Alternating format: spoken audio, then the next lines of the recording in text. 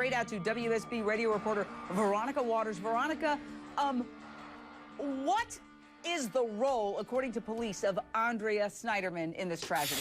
Well, Jane, some of the most explosive evidence against Andrea Sneiderman, according to this indictment, are Andrea's own words. They are using the testimony that she actually gave in March of this year at Hemi Newman's trial against her.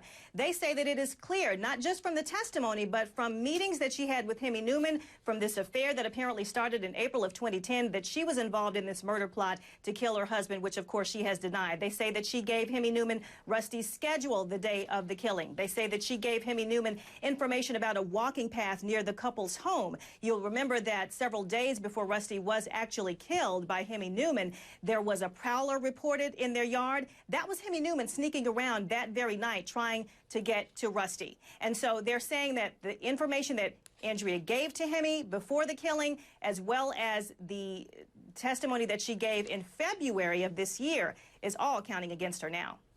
Yeah, and Sneiderman's testimony on the stand during her alleged lover's trial could be called nothing short of truly bizarre. Watch her respond to this question about why she didn't call Rusty when she found out that her husband had been in a, quote, accident. I was on the phone with them on the entire way to the daycare. Yes, ma'am. They were keeping me company in the car because I was beside myself. Yes, ma'am. No time to call Rusty in there. And there was this moment when Andrea's former best friend, Shayna Citron, testified that Andrea had also called her before arriving at the hospital to tell her Rusty had been shot, even though Andrea testified she only found out about the shooting after she got to the hospital. But this awkward hug got Andrea banned from court. I'm going to go straight out to Jay Act, the attorney for this witness, former friend of Andrea, Shayna Citron. What happened after your client got this hug and walked out of the courtroom?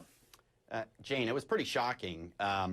What happened when we got outside the courtroom was that Andrea confronted Shayna and said, "You're no longer my friend. I want to have nothing to do with you. And I understand why you testified the way you did, but you're going to now have to live with what I'm going to do to you," which is a pretty ominous statement. So at that point, we felt it important to notify the DA's office and the authorities that this was, a veiled threat of tampering with witness. I'm actually pretty surprised that Robert James and the DA's office didn't add additional counts to the indictment for witness tampering, because she also, during the course of the trial, spoke with executives from GE who were sequestered in a witness room, and that was why, one of the two reasons why she was banned from the courthouse during the trial.